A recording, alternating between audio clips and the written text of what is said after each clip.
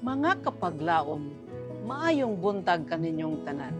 Ang atong hilisgutan karong Hunyo 15, giuluhan og pagpasalamat. Ang atong teksto makita sa Salmo 13:6. Mag-aawit ako kang Jehova, tungod kay nagtagad siya kanako sa madagayaon kayo.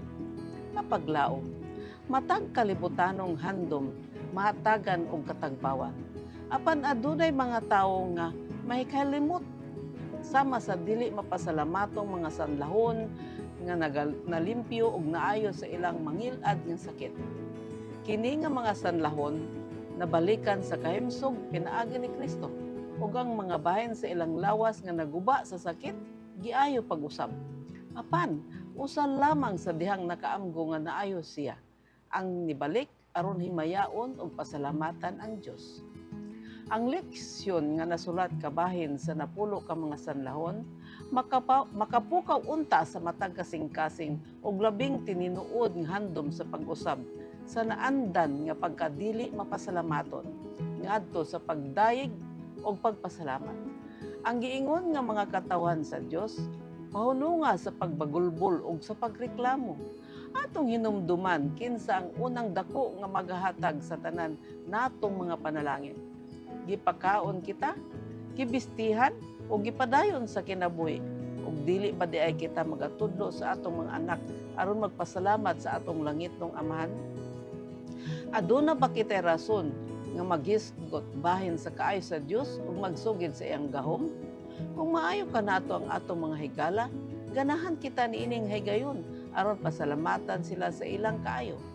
Unsa pa kahang atong kalipay sa pagpasalamat ngadto sa higala kinsa nga naghatag kanato sa matag maayo ug hingpit nga gasa.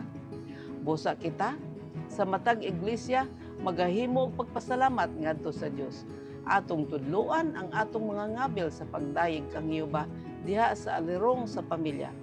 Atong himuon ang atong mga gasa ug halad mao'y magsulti sa atong pagpasalamat sa mga pabor nga atong nadawat kada adlaw. Sa tanang butang gikinahanglan magapakita kita sa kalipay sa Ginoo ug ipahibalo ang mensahe sa nagaluwas nga grasya sa Dios. Kapag laom, ang mga kasing-kasing niadtong mipadayag sa kinaiyan ni Kristo magasiga uban ang balaang gugma. Nadasig sila sa espiritu sa pagpasalamat. Ipataas si Jesus. Ituboy siya ang tawo sa Kalbaryo uban ang tingog sa pag-awit o pag-ampo. Paningkamuti ang pagmantala sa maayong balita. Isugilon ang malahalong kaagi sa gugma ni Jesus ngadto sa tawo. Niini nga buhat makakaplag ka og katagbawan nga mulungtad sa walay katapusang panahon. Mag-ampo kita. Dios ug may gugmaon namong Aman sa langit. Daghang salamat sa imong kaayo kanamo. Hinaot pa nga dili gayud namo ikalimtan ang mga panalangin og grasya nga gihatag nimo kanamo.